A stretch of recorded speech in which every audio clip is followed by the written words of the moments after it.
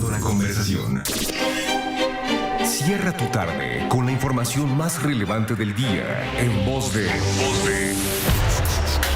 Yo celebro el optimismo que tienen, Doctor Curcio, buenas del patrimonio nacional. Doctor Curcio, que no haya duda de ello. El vínculo, por ejemplo, entre criminalidad y política. Pero el periodismo lo haces tú. La prensa debe efectivamente contrapesar.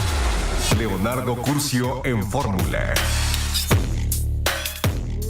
Bienvenida al auditorio de Telefórmula, que en estos momentos se enlaza con los trabajos de esta emisión, que agradezco por supuesto a quienes lo hacen a través de la radio, plataformas de internet. Hoy estamos en Mérida, aquí en la capital de Yucatán, agradecidos con mis compañeros de esta noble y hospitalaria casa. Además, hoy cumplimos 92 años. Un día como hoy, de 1931, encendió sus micrófonos por primera vez esta casa y desde entonces se mantiene como un líder en comunicación, entretenimiento, música, noticias en nuestro país. Es un enorme orgullo para mí pertenecer a esta familia. Recordamos de mil maneras a don Rogelio Azcárraga, aquí en Mérida particularmente, lo recordamos en la Ciudad de México. Mando a toda la familia, a Jaime, a sus hermanas, a sus hijos, a toda la familia Azcárraga, una felicitación muy, muy especial. 92 años se dice fácil, pero solo las grandes empresas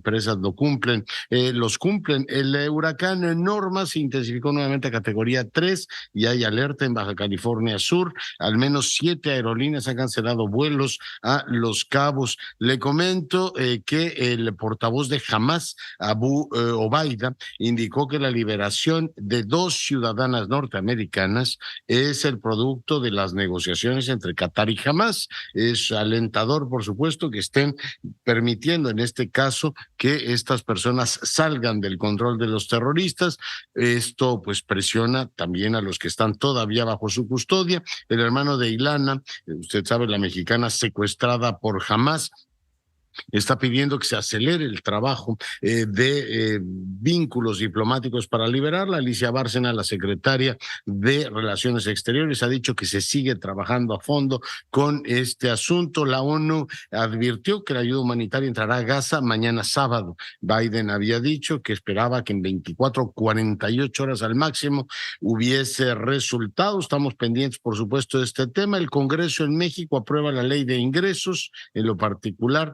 Bueno, pues avanza este episodio. Xochitl Gálvez dice que lo que están haciendo es un cochinote de recursos para la campaña electoral de Claudia Sheinbaum. Fíjese que murió el ex líder sindical de Pemex, Carlos Romero de Champs, descanse en paz. Y bueno, pues 2 noticias importantes. Hoy Haruki Murakami recibió el premio Princesa de Asturias y un distinguidísimo miembro de la diplomacia mexicana, Julián Ventura, ha sido nombrado miembro, es en este caso asociado miembro asociado de Chatham House. Usted sabe que es uno de los lugares, uno de los foros en discusión de política exterior más importantes del planeta y por tanto que un diplomático como Ventura forme parte de esta importante organización es motivo, por supuesto, de alegría. Felicitamos al embajador, quien frecuentemente nos ayuda con sus análisis. Pausa, volvemos. La información, el presidente dice una y otra vez que son 700,000 pesos de sueldo lo que reciben los ministros de la Suprema Corte de Justicia, aparte de decir, oiga, qué cosa más rara que durante el tiempo en que presidió la Suprema Corte otro personaje no le preocupaba el sueldo. Pero hoy Mario Delgado sube a su Twitter, échele un vistazo, que son 300,000 de sueldo. Es mucho, pero no son 700,000. Entonces uno dice, oiga, o coordinan el mensaje entre el presidente del partido, el presidente de la República, por lo menos para hablar mal de los ministros, pero dice 300,000 de salario, les pagan un aguinaldo de 586,000. Bueno, pues yo digo que todo esto es muy interesante, ¿no? Pero cuando le echa un vistazo uno a lo que reciben los partidos políticos, empezando por Morena, sí sería bueno que recordaran que todo aquello que habían prometido que iban a devolver, no lo han hecho. Pregúntele a los institutos electorales. la cantidad de dinero que recibe Morena. Bueno, es público, ¿no? Estamos hablando de más de 10,000 millones de pesos los que reciben los partidos y además no gastan en sus campañas internas. Ya vio que la interna de Morena, pues a Dan Augusto se la pagó él de su dinero, así no importa cuánto ganen, pero tienen tanto dinerito para pagarse su propia campaña, ¿no? Y la mayor parte sacaron dinero de aquí y de allá, pudieron estar varias semanas sin cobrar. Y uno se pregunta, entonces los privilegios de los partidos no son privilegios, los de la Suprema Corte sí son. Y bueno, pues hay una falta de coherencia en la manera en que se articula el tema de los dineros. Bueno, dice en este caso Mario Delgado, que son 300,000, ya entre una palabra y otra ya le mocharon 400,000. Así es que, bueno, pues así están las cosas, pero no importa. Cuando se trata es de descalificar y estigmatizar, cualquier monto es bueno. Dirán, de todas maneras ganan más que el presidente, pero no son 700,000, se falta la verdad. Pero bueno, en este caso, o Mario Delgado se quedó corto o el presidente se voló el balón fuera del estadio, o la bola fuera del estadio, porque a él le gusta el béisbol. Lo que es muy interesante es lo que dijo ya de los de temas del Poder Judicial. Ya hemos oído toda la semana básicamente lo mismo, pero hoy sí habló del tema de Vulcan. Hace ya varios días que estábamos pendientes de este tema. Recordar simplemente como elemento contextual que el presidente había planteado, después de un avalúo que él mismo hizo, o sea, que su propio gobierno hizo, que la empresa norteamericana aceptara ese dinero y que se convirtiera en este caso, un espacio protegido. Yo creo que el presidente podría tener mucha razón en lo que dice y probablemente el tema ambiental, en este caso concreto, podría en este caso ser no solamente apoyado, sino claramente litigado ahí donde tenga que ser litigado. Pero el procedimiento que he utilizado de me vas a vender eso en el precio que yo digo y además hacerlo con una empresa norteamericana no ayuda demasiado ni a la imagen del país ni a la relación en general, porque no, oiga, pues bueno, mi negocio le puede parecer mal y ser ambientalmente poco claro. Claro, los de Vulcan van a decir, ¿y su Tren Maya no derribó un montón de árboles? Cuando dijo usted, está grabado, que no iban a derribar un solo árbol. Ahora un colega del Universal le dieron una foto, le dieron un premio, ¿no? Por una foto de todos los árboles que derribaron. Es decir, si yo derribo árboles, entonces es gravísimo, pues si usted los derriba, no tanto. Bueno, sería ahí toda una cuestión de discusión. En cualquier caso, no me extiendo. Simplemente digo que el día de hoy dio una novedad en materia declarativa y dijo que los podría expropiar. Sara Pablo, adelante. Así es, Leonardo, ¿cómo estás? Muy buenas noches. El presidente López Obrador pues evitó hablar de expropiación. Cuando se le preguntó no respondió, pero sí dejó claros los términos en los que el gobierno está planteando las cosas ante este diferendo con esta empresa estadounidense Vulcan, propiedad de Calica, donde se extrae material petro. Pues dijo que no va a aumentar la oferta de este avalúo de 6,500 millones de pesos para comprarles los terrenos en Playa del Carmen. Esto a pesar de que la compañía pues ha pedido la intervención del presidente de Estados Unidos, Joe Biden, argumentando que esta valoración es inadecuada. El Ejecutivo dijo que de no llegar a un acuerdo, los terrenos serán declarados como área natural protegida y entonces, bueno, pues dijo el presidente, se va a esperar un tiempo, pero será seguramente antes de que concluya su sexenio. Si no quieren ellos colaborar, apoyar, dijo, pues se les depositará el dinero en el juzgado y entonces se emite el decreto. También advirtió que pagar más significaría corrupción y eso no es una posibilidad. Y también dijo que, bueno, pues no tiene previsto que ese problema se vaya más allá de su sexenio. Todo esto, dijo, va a quedar resuelto antes de que deje el gobierno. Esto fue lo que comentó. Pero yo quiero decirles aquí a todos los mexicanos de que yo no me voy a ir sin resolver esto. Y la mejor forma de resolverlo es que se declare zona natural protegida. Si no quieren ayudar, esa va a ser la decisión. Se les va a depositar en un juzgado los 6,000, 7,000 millones de pesos y vamos a emitir el decreto para destinar todo el área a la protección del medio ambiente. pues ahí ya las palabras del presidente, donde señala que, bueno, pues estaba dándoles un tiempo a los propietarios de esta empresa y entonces se tomará una decisión, no fijó un plazo, dijo que tendrá que ser antes de que acabe su gobierno, Leonardo. Ya. Sí, sí, lo que es llamativo es que dice, yo voy a pagar eso, lo tomas o lo dejas, en vez de buscar una negociación. Supongo que cualquier persona o cualquier empresa que tenga que vender buscará una posición o un avalúo diferente al que el propio comprador le da, pero no parece que el presidente esté particularmente interesado en abrir una mesa de negociación. Dice, depositaremos el dinero en el juzgado y a ver qué ocurre. Sara, ¿algún apunte más?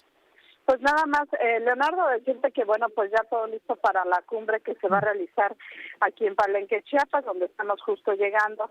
El próximo domingo se van a reunir presidentes y algunos representantes de 11 naciones de América Latina, los principales países expulsores de migrantes, para discutir las estrategias ante el incremento en los flujos migratorios. Hoy, según dio a conocer la Cancillería, son 5 los jefes de Estado que han confirmado justamente su asistencia a esta cumbre: Gustavo Petro de Colombia, Miguel Díaz-Canel de Cuba, Nicolás Maduro de Venezuela, y también Xiomara Castro de Honduras, y el primer ministro de Haití, Ariel Henry, son los que confirma hasta ahora la Cancillería como pues presidentes, Leonardo. ¿Y no me habías dicho ayer que el guatemalteco y el ecuatoriano también venían? Sí, el presidente los había dado por confirmados en una declaración que hizo esta misma semana. Ya hoy en la lista que da la Cancillería, porque hoy se le preguntó al presidente si tenía ya una lista final, dijo que la Cancillería estaba a cargo. Ya la Cancillería pues no los contempla en esta visita a ellos personalmente como mandatarios, Leonardo. Ayer habíamos hecho notar, lo platicábamos contigo, que era raro que, por un lado, un Yamatei que ya se va, digo, Arévalo es para todo efecto práctico presidente electo, a pesar de que hay un intento de obstrucción, finalmente es quien representa a Guatemala, y por otro lado, pues Lazo pues ya está más olvidado que olvidado. Además ya hay presidente electo también en Ecuador, llamó mucho la atención que salieran esos nombres. Bueno, pues pendientes estaremos. Una última cuestión que vale la pena precisar, mi querida Sara. Hay un documento, les libraron un documento a partir del cual van a discutir los presidentes, y una postura que se esté en este caso discutiendo previamente, o llegarán a Palenque y veremos qué es lo que ocurre, qué negocian. Hasta ahora no se ha hablado de ningún documento ni de que ya haya pues estas negociaciones. No dudamos que a nivel de cancilleres pues esto ya ocurra, como suele pasar en algunas cumbres de este tipo. Y nada más lo que sabemos pues es este discurso que ha llevado el presidente López Obrador de atender las causas de la migración en los países de origen, de dar oportunidades. También ha hablado, por ejemplo, en el caso de Venezuela, de que se quiten algunas restricciones que ha impuesto el gobierno de Estados Unidos para que haya más oportunidades, pero no sabemos si ya hay en efecto pues un borrador de un posible acuerdo, o finalmente lo terminarán de afinar ese mismo día. Son realmente 2 horas y media de trabajo, porque primero van a llegar y a las 10 tendrán un recorrido por la zona arqueológica. Más o menos al mediodía iniciarán los trabajos, y a las 2:30 más o menos la comida, en Leonardo, para que después sean los cancilleres quienes den un mensaje. En este caso no se contempla una conferencia con los propios presidentes. Muy bien, pues Sara, muchas gracias. Buenas noches. Y bueno, pues aquí veo 2 cosas. Por un lado, la alineación, le decía ayer, no es muy prometedora. Petro, Maduro, Xiomara Castro, que es la lideresa más democrática de la zona, bueno, pues Díaz-Canel, imagínense, y el primer ministro de Haití. Cuando les digan, oiga, es que queremos más inversiones, va a decir, pues si en Venezuela las inversiones las satanizaron, expropiaban la inversión extranjera. Así somos de contradictorios en algunos países de Latinoamérica. Queremos inversión, pero cuando llega la expropiamos. Entonces tú dices, bueno, no quererla, no parece usted desearla con suficiente ahínco. Y por otro lado, pues les dirán, ¿cuál es la solución para que nuestros países dejen de expulsar a tanta gente? pues a lo mejor irse, ¿no? Maduro decir, pues yo creo que si usted se marcha del poder, deja el poder, señor Maduro, y se marcha finalmente a descansar a cualquiera de sus fincas, le haría un enorme favor a toda Sudamérica, o a Díaz-Canel decir, ¿qué tal si abre un poquito su sistema político? No sé, una buena idea sería para que verdaderamente el mensaje fuese de cambio, que algunos de ellos dejaran su cargo. ¿Pero usted cree que eso va a ocurrir el domingo? No, pues sí, yo creo que van a acabar diciendo que el imperialismo es el responsable de absolutamente todo lo que ocurre. Y bueno, pues repetirán lo que hace 60 años siguen diciendo, a pesar de que somos una de las pocas regiones del mundo que sigue destruyendo riqueza, ¿no? En muchas partes. Venezuela es quizá el ejemplo, igual que Argentina.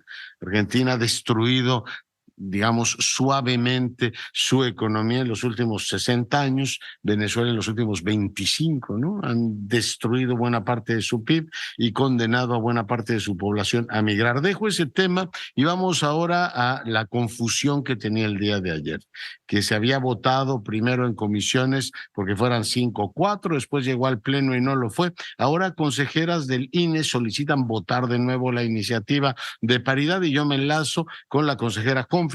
Consejera, muy buenas noches. Hola, buenas noches, un gusto saludarte.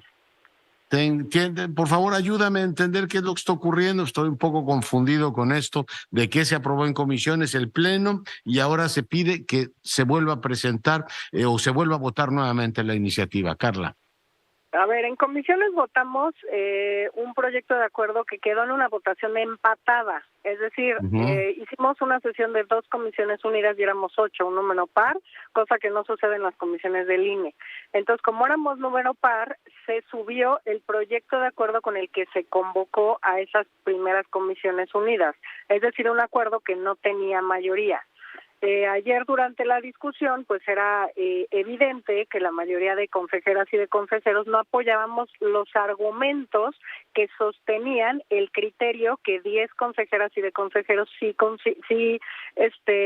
estamos de acuerdo, que son que se postulen 5 mujeres para las gubernaturas, de las 9 a 5 mujeres y a 4 hombres. Pero los argumentos son distintos, es decir, el cómo se fundamenta llegar a esa determinación. Así que después de un debate de 2 horas o 2 horas y media, a la hora de someter a votación, a mi juicio hubo un error al tomar la votación, porque el proyecto de acuerdo no llevaba mayoría de inicio. Y por tanto, cuando se pide la votación en lo general, lo que tenía que hacerse era pedirse que se votara el engrose, es decir, el otro documento, la adenda, que ya se había presentado en Comisiones Unidas y que ya tenía mayoría porque había 3 colegas, la presidenta y otros 2 consejeros, que no formaban parte de Comisiones Unidas y ya se tenía esa mayoría para aprobar el engrose. Por eso se pidió incluso en la sesión de consejo que se votara por par primero el criterio de 5 mujeres y 4 hombres para ya tener por lo menos la determinación tomada respecto al número de mujeres y de hombres en la gubernatura y después votar los argumentos con los que llegamos a esa determinación, que ahí había un diferendo entre consejerías.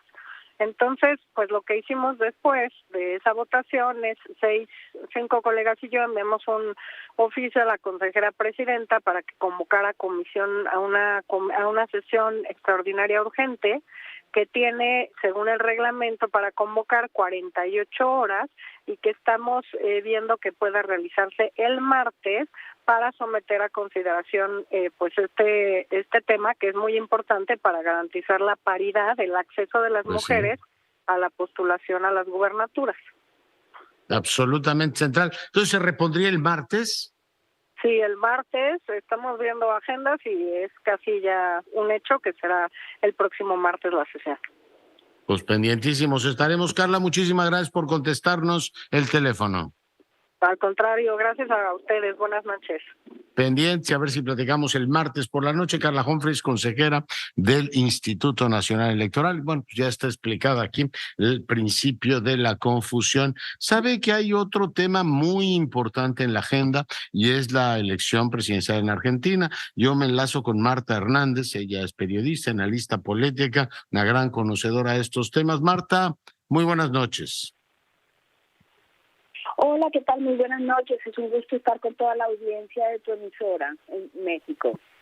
Oye, pues pedirte que nos ayudes a entender lo que viene, ¿no? Vimos con sorpresa que en las primarias un hombre llamado Javier Milei, pues irrumpió en el escenario político argentino. Leemos por aquí, por allá que la situación económica es muy precaria, pero políticamente, ¿hacia dónde se dirige Argentina? ¿Cuál es tu lectura, Marta?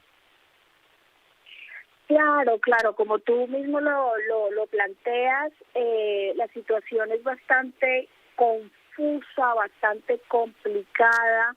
Es algo que históricamente Argentina no ha vivido, porque siempre las elecciones en Argentina se habían disputado, digamos, entre lo que es el peronismo histórico, ahora el kirchnerismo que se junta con la Unión Cívica Radical, también otro movimiento histórico, y por otra parte, digamos, como la oposición que ellos han tenido, que ha sido de la derecha, de una u otra manera, que en esta oportunidad es Cambiemos, es Juntos para el Cambio, es el PRO, ¿no? Como una gran alianza.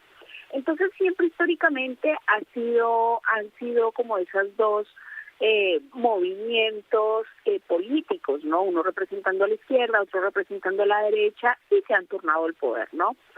Y en este sentido, la diferencia es que, como lo vimos en la primera vuelta, está muy difícil la situación para este domingo, 22 de octubre, porque va a ser por primera vez en la historia argentina una elección de tercios, ¿no? Si vemos los resultados de las últimas encuestas, Javier Milei, que puntea, digamos, en las encuestas, como Sergio Massa y Patricia Bullrich, cada uno tienen aproximadamente más o menos un 30%, ¿sí?, del electorado de lo que va a suceder este domingo. Y en términos generales, la gran lectura es que Javier Milei iría a una segunda vuelta. En caso de haber segunda vuelta, Javier Milei iría a una segunda vuelta, y lo que se decidiría este 22 de octubre, este domingo, es quién iría con él a la segunda vuelta, ¿no? Quién sería su contendor en ese balotaje, Sergio Massa, del Frente de Todos, o Patricia Bullrich, de Juntos por el Cambio. Aquí la que lo tiene un poco más difícil es Patricia Bullrich, porque a ella se le fueron muchos votantes, sobre todo los jóvenes, se le fueron con Javier Milei. Ya. Oye, por supuesto, cuando los pueblos se enojan pueden hacer casi cualquier cosa. Nuestros vecinos eligieron a Donald Trump contra todo pronóstico. Aquí en México elegimos a López Obrador, pero ¿están tan enojados los argentinos para elegir a Milei? Sí, claro que sí. Obviamente el enojo, la bronca, la desilusión es muy grande por la inflación, que es de más del 100% interanual, es de 3 dígitos, es como del 130% interanual la inflación, es decir, la devaluación de la moneda. Por otro lado, pues los altos índices de desempleo, por la crisis económica generalizada, por, digamos, pues la devaluación de la moneda, y por la inseguridad. Es decir, en Argentina no se ha visto pues nunca en la historia los niveles de inseguridad que hay ahora, y surgieron a raíz de la pandemia, porque en pandemia el gobierno soltó a la mayoría de los presos. Pero te pregunto, ¿los argentinos creen que desmontando el Banco Central y el gobierno algo resolverían? O sea, el tema es, los problemas están ahí, el asunto es creer que cerrando la frontera y poniendo un muro o abrazos y no balazos iban a pacificar este país. O sea, que la gente crea que una solución tan simplista pueda tener algún viso de convertirse en realidad. O sea, tan desesperada está la situación en Argentina que ese hipersimplismo tiene tanto, digamos, aplauso en el ámbito, y entiendo que son los más jóvenes, ¿no? Los que están más entusiasmados con Milei. Sí, mira, como tú dices, el tema del voto joven mueve mucho, porque los jóvenes, políticamente, a los jóvenes, los políticos, nunca le han hablado a los jóvenes, no les saben hablar, no les entienden, no, bueno, que en campaña no saben cómo conectar con los jóvenes. Y recordemos que en Colombia la presidencia de Gustavo Petro, él gana es por el voto joven. Porque cuando hubo estas marchas de pidiendo educación gratuita y demás, y de los jóvenes de la primera línea, y que hubo muchos meses de paros, de bloqueos y desafortunadamente de heridos y de fallecidos, los jóvenes hicieron un clip y se les dijo, sí chicos, se debe protestar o se debe hacer un reclamo, pero eso se debe hacer en las urnas democráticamente. Y para hacerlo en las urnas hay que inscribir la cédula. Y hubo toda una campaña pedagógica para que los jóvenes en Colombia inscribieran la cédula, porque tengamos en cuenta que, a diferencia que en Argentina, el voto no es obligatorio, hay altos niveles de abstencionismo y los jóvenes no votaban. Entonces los jóvenes hicieron esa tarea pedagógica, inscribieron su cédula, votaron, y pues fue una votación histórica y gran parte de esa votación que llevó a Gustavo Petro a la presidencia es de los jóvenes. Entonces aquí Milei, digamos, el voto duro... Pero Petro es un político armado y articulado. Este Milei, por lo que he oído, es una cantidad de barbaridades e hipersimplificaciones enorme, ¿no? Eso por un lado, y por otro lado recordemos que el problema que hay en Juntos por el Cambio es que Patricia Bullrich tuvo una interna muy feroz con Horacio Rodríguez Larreta, y ellos como que se pelearon de verdad, y eso hizo que se produjera una división interna que le juega ahora totalmente en contra a Patricia Bullrich, porque por más que ya haya quedado como candidata de Juntos por el Cambio, quedó esa pelea, quedaron esas heridas, quedó la gente dividida, y en las internas, en los resultados de las internas, cuando ellos hablan en el búnker, ahí nos dimos cuenta que no había jóvenes en Juntos por el Cambio. Ahí lo que le pasó a ellos, en medio de su pelea, es que se les fueron todos los jóvenes de Juntos por el Cambio a Milei. Muy bien. Oye, pues Marta, se nos acaba el tiempo. Quiero agradecerte muchísimo el análisis y estaremos pendientes de lo que decidan los y las argentinas el domingo. Gran abrazo. Muchísimas gracias por el contacto. Estaremos hablando pues el domingo para ver cómo termina esto, si definitivamente hay un ganador en primera vuelta, que parece que es muy difícil. Habrá posiblemente una segunda vuelta. Vamos a ver quién acompaña en esa segunda vuelta a Javier Milei. Muchísimas gracias. Buenas noches. Pendientísimos. Gracias. Andrea Meraz, te saludo. Grupo Fórmula, más de 9 décadas de narrar la historia. Aquí se ve con una enorme naturalidad la variedad de enfoques, matices, visiones, sensibilidades que puedes escuchar a lo largo del día a través de la primera o la segunda cadena nacional. Acredita que en esta casa la libertad se respira. Lo único que se te pide, y eso sí, es ser responsable, ser profesional y pues decir lo que está sucediendo. Es el lugar donde pues pasa prácticamente todo, informativamente hablando. Y con varias premisas: la ética, la libertad, el compromiso y el respeto han sido parte de estos primeros 92 años. No hay treguas, no hay descansos, no hay un día de abandono.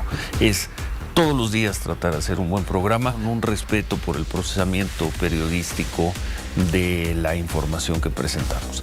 Así tratamos de honrar esta libertad que nos da la empresa para poder hacer nuestro trabajo. La libertad es absoluta, siempre y cuando cumplamos con el compromiso de que esta información sea la verdad. Como bien dice el eslogan, aquí se abre la conversación, aquí todas sus voces son escuchadas. ¿Para qué? A través de ello, a través de la señal de Fórmula, la audiencia genera la opinión más importante, que es la suya. La gente sabe que encuentra un lugar en donde se dicen las cosas objetivamente. Uno trata de decir las cosas objetivamente y buscando orientar a la gente y que la gente se entere realmente de lo que pasó y de lo que sucedió. Nuestro secreto es escuchar.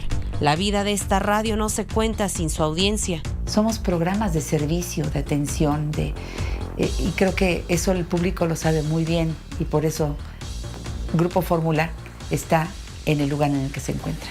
Porque no se trata nada más de lo que sale de aquí a través de este precioso micrófono o de una cámara, sino escuchar al público para saber qué es lo que el público necesita. Realmente te sientes pues en la Liga Premier, en la primera división de la comunicación, aquí en Radio Fórmula, en Grupo Fórmula. Somos comunicadores que día a día nos presentamos a nuestro lugar de trabajo y que emitimos nuestra opinión, informamos y tenemos un ida y vuelta con la audiencia que tenemos. Nada nos detiene. Las nuevas memorias se cuentan cada hora, cada minuto, cada segundo. Así ha sido y seguirá siendo un valor del grupo que don Rogelio Azcárraga vio florecer.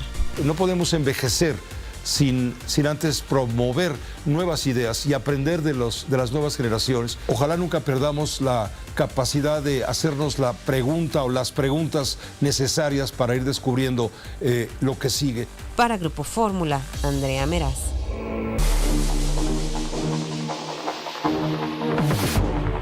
Bueno, y seguimos con la información. Recuerda que hace algunas semanas leí que me había puesto en huelga de lectura de libros sobre Andrés Manuel López Obrador, porque se publican, en fin, legión, y todos arrancan más o menos con lo mismo, muy poco diálogo estructurado entre la comunidad que escribe libros de López Obrador, cada loco con su tema. Pero he decidido hacer una pausa porque vale la pena. La autora Yolanda Meyenberg ha escrito La Travesía del Redentor, y es por supuesto un libro que merece que se detenga pues el lector para profundizar en el personaje. Yolanda Meyenberg, usted lo sabe, es una destacadísima investigadora en ciencias políticas, investigadora de ciencias del Instituto de Investigaciones Sociales de la UNAM. Doctora, ¿cómo estás? Muy buenas noches. ¿Cómo estás, Leonardo? Qué gusto estar aquí contigo. Me hiciste romper mi huelga. ¿Estás de acuerdo que hay una legión de libros que tú dices, a ver, otra vez la misma historia de Andrés Manuel López Obrador, pero el tuyo nos ofrece marcos, empiezo por los marcos, de interpretación muy interesante? ¿Cómo se construye efectivamente la narrativa del Redentor, Yolanda? Pues mira, sí, Leonardo, yo creo que la intención de este libro, como lo digo en la introducción, es dejar esta cosa tan conflictiva de ver a López en blanco y negro y tratar de entender al personaje como un personaje político importante, como un personaje político que vale la pena estudiar, pero que vale la pena estudiar en serio y que vale la pena estudiar como desde una óptica no sesgada. Entonces, creo que el libro tiene esa intención, y no solamente tiene esa intención, sino tiene la intención de proporcionar como un esquema de análisis que permita no solamente estudiar el caso de López Obrador, sino otros muchos casos que se han presentado a lo largo de estos 5 o 6 años sobre líderes populistas que han llegado al poder y que de repente se han desmoronado en muy poco tiempo, ¿no? Sí. Hay, por supuesto, literatura sobre el hombre fuerte, sobre el caudillo. Hay literatura ahora también sobre el hombre viejo, ¿no? Esta idea que Gideon Reich ha efectivamente materializado muy bien y sistematizado muy bien, ¿no? Como las sociedades, además sociedades que están cada vez conjugando más su discurso político en clave feminista, se pliegan, ¿no?, a estos hombres mayores que ejercen esta función tutelar. Tú dices que entre el discurso, la propaganda y la construcción de la narrativa hay muchos elementos por los cuales se puede conocer más al personaje. Y hay un concepto que deslizas en algún momento, que es el del populismo banal. ¿Por qué no empezamos por el marco y le vas contando al auditorio cuáles son, Yolanda, los elementos fundamentales de tu investigación? Mira, lo que yo hice fue empezar con la teoría de los marcos, como tú bien lo dices, pero tratando de que no fuera una cuestión muy académica y que le permitiera al gran público entender que los marcos tienen que ver con elecciones que pueden ser elecciones persuasivas, que pueden ser elecciones discursivas, que pueden ser elecciones ideológicas, y que a través de esa elección tú pones en tu explicación de la realidad ciertas cosas y dejas de poner en tu explicación de la realidad otras. Lo que López Obrador ha hecho a lo largo de su historia es pues tener ciertos marcos en los que ha sido muy consistente, otros no tanto, pero por ejemplo el marco de la historia de este país, con estos 3 grandes episodios y con todos los héroes que forman parte de estos episodios. Yo me detengo en el libro, en el análisis de Cárdenas, porque siento que López Obrador toma mucho de Cárdenas en en la cuestión de su visión del populismo. Entonces trabajo todo esto y lo que hago después es hablar del populismo como algo en lo que me centro mucho, porque al final del camino López Obrador es un líder populista, pero no quedarme ahí, sino intentar entenderlo desde otras muchas aristas politológicas que permiten de veras estudiarlo en una dimensión mucho más sólida. Es un liderazgo, dices tú, polémico el de López Obrador. Es un liderazgo muy polémico, es un liderazgo polémico por la misma figura y por la manera en que esta figura construye su narrativa, pero además es un liderazgo polémico porque al mismo personaje le gusta la polémica, ¿no?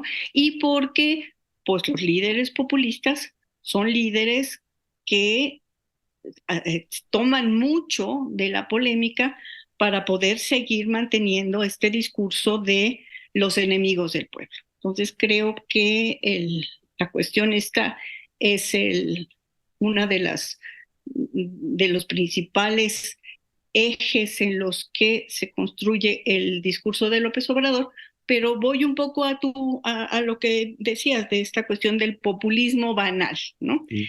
En López Obrador el populismo, claro, tiene que ver con el pueblo bueno, tiene que ver con un pueblo bueno que ha sido engañado, que está agraviado, que necesita ser potencializado, pero también tiene que ver con un pueblo que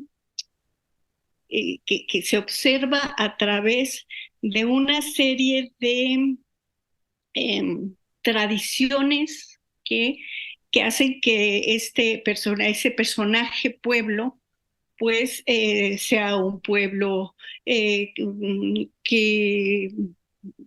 muy benigno, que sea un pueblo que ha sido, que es bueno, pero que ha dejado de ser bueno porque está contaminado por el contexto en el que se desarrolla.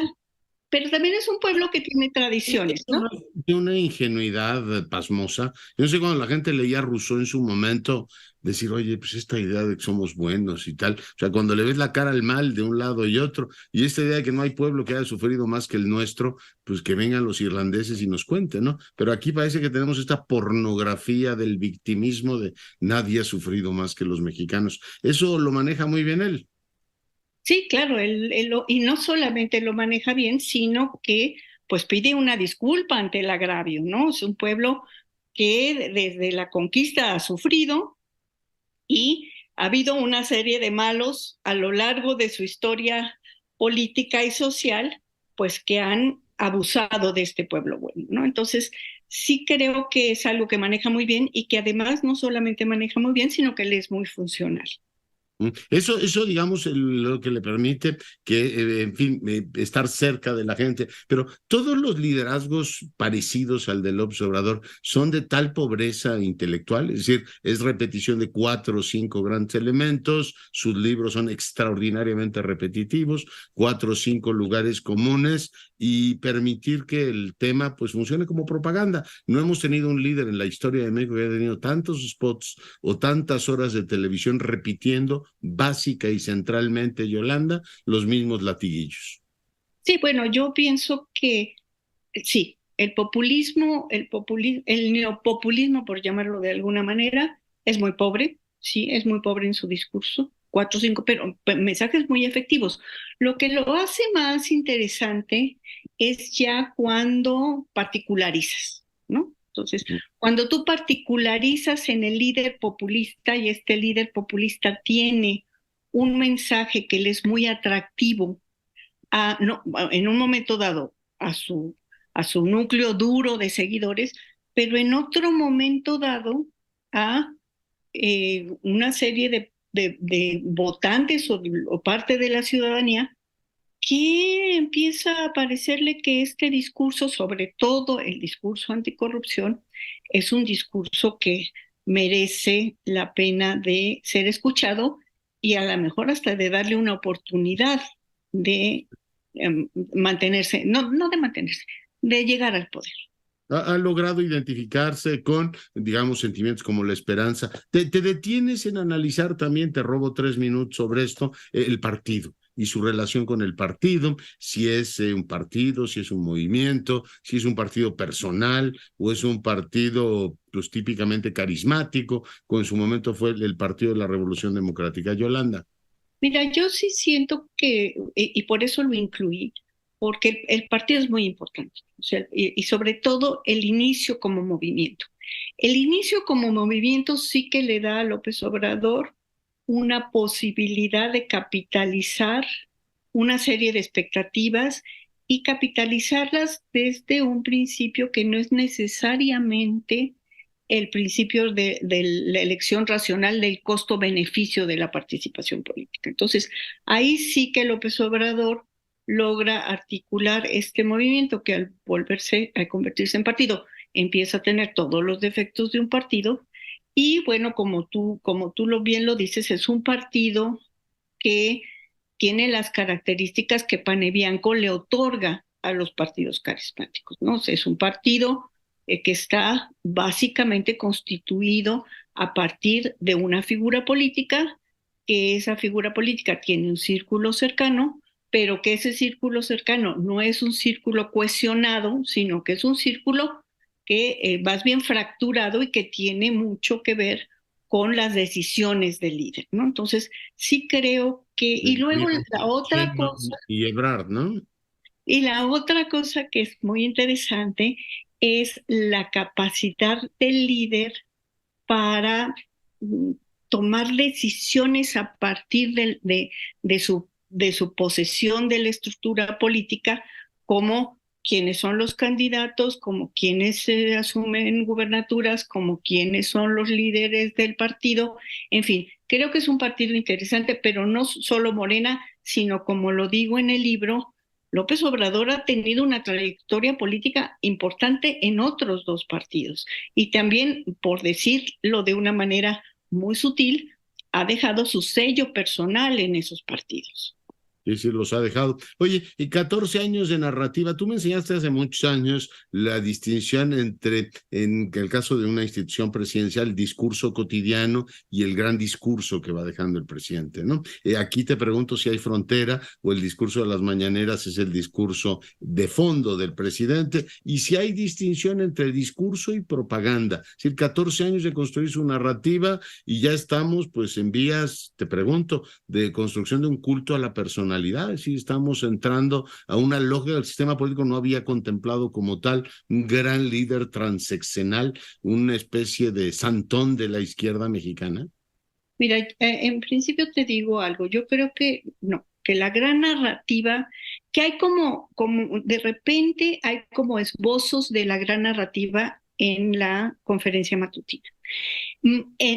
La conferencia matutina también ha variado conforme al tiempo. Yo creo que al principio del sexenio sí que había como una intención de que esta narrativa de la Cuarta Transformación estuviera muy presente en la conferencia matutina. Yo pienso que ahora la conferencia matutina pues ha pasado a ser una conferencia en la que el presidente sigue teniendo fuertes antagonismos con los personajes políticos y sociales que no se ciñen a lo que él piensa y dice, pero que ya no tiene esta connotación de ser la caja de resonancia de una ideología política, ¿no? Entonces, creo que sí, el transcurso del tiempo ha hecho que la conferencia matutina no sea ya más esta caja de resonancia de la gran narrativa política. Y pienso que la gran narrativa política también está un poco agotándose por la confrontación con la realidad, ¿no? Al final, sí es López Obrador es un gran personaje, un personaje muy capaz de tener una autoridad que no han tenido, yo creo que los últimos 4 o 5 presidentes que han gobernado este país. Pero yo no estaría tan segura de que esta autoridad sea una autoridad que que tenga una temporalidad transeccional, ¿no? O sea, al final, como decía Rostock, ¿no? Sin milagros no hay carisma, y si tú le prometiste al pueblo bueno una serie de cosas que tú no has sido capaz de conseguir en estos 5 años, pues es difícil que tu liderazgo siga tan a tambor batiente como cuando inició el sexenio. No, es interesante preguntarse qué pasaría un López Obrador sin propaganda cotidiana, sin todo el aparato de Estado promocionándolo y sin repartir prebendas, ¿no? Ayuda mucho, y le decía a la gente que hoy la pensión la recibes porque te la da el señor presidente, a que te lo digan, no, esto es cortesía de la presidenta, de la que venga. Pero te pregunto, Redentor, a Krause se le ha dado muy bien esta figura de los que redimen, e incluso pues ha articulado una serie de figuras muy interesantes con la lógica esta de los que redimen. ¿López Obrador es un redentor, Yolanda? Mira, yo no sé si lo es, pero sí estoy convencida de que cree que lo es. Eso estoy muy convencida. ¿Y por qué lo creo? Uno, porque López Obrador tiene parte de su discurso, es un discurso que tiene que ver mucho con religión. El mismo Krause lo presenta en el libro que escribe sobre... Bueno, no en el libro, pero en el capítulo del libro que escribe sobre López Obrador, Mesías Tropical, ¿no? Y yo creo que la intención de López Obrador, sí, por lo menos en su cabeza, en su discurso y en sus perspectivas, era de veras redimir al pueblo mexicano, ¿no? No es en balde que su partido se llame Movimiento de Regeneración Nacional, ¿no? Y no es en balde que a lo largo de su biografía política nos haya dado como destellos de cosas que nos hacían pensar en un redentor, como la República Amorosa, como la Cartilla Moral, ¿no? Entonces sí hay, por lo menos en su corazoncito y me supongo que en su cabeza, esta intención de redimir a la sociedad mexicana. ¿La idea del humanismo es algo que lo consuela a él, yo me imagino, o es algo que tiene efecto en la forma en que él intenta redimir a la gente? Resulta difícil, particularmente cuando descalifica, ubicarlo como un humanista, ¿no? Y en estos días dijo, ya, no oigan mi mañanera, salvo aquellos que estén de acuerdo conmigo. Para todos los demás, prefiero que no me oigan porque les va a molestar. En fin, el humanismo es una pastilla que él se toma como se toma uno la pastilla de las agruras para decir, para sentirme mejor, o es algo que entrega a los demás como un valor. No, yo creo que es lo primero. Yo creo que es lo primero. Y además es muy peculiar porque esta palabra humanismo, pues ha sido una palabra que le ha servido para legitimar ciertas cuestiones a muchos partidos políticos, pero básicamente al PAN, ¿sí? O sea, al final del camino, los poseedores del discurso humanista fueron los panistas. Pero sí, yo pienso que al igual que este liderazgo moral, el humanismo para López Obrador es como una actitud proclamada, ¿sí? O sea, no es una actitud asumida, es una actitud proclamada. Él se proclama como tal. Oye, pues valió la pena que saliera de mi huelga de lectura de libros de López Obrador, que digo, son tremendamente repetitivos y muy poco originales, ¿sabes? Matriz e interpretación básicamente igual, para leer el de Yolanda Meyenberg y además darme el lujo de conversar con ella. Doctora, muchas gracias. No, el agradecimiento es para ti, Leonardo. Te agradezco muchísimo el espacio y me dio muchísimo gusto verte. Igualmente la autora Yolanda Meyenberg, autora de este libro, La travesía del Redentor, discurso, propaganda y poder en el López Obradorismo. Con esto nos vamos, cuídese y sea rabiosamente feliz, se lo merece.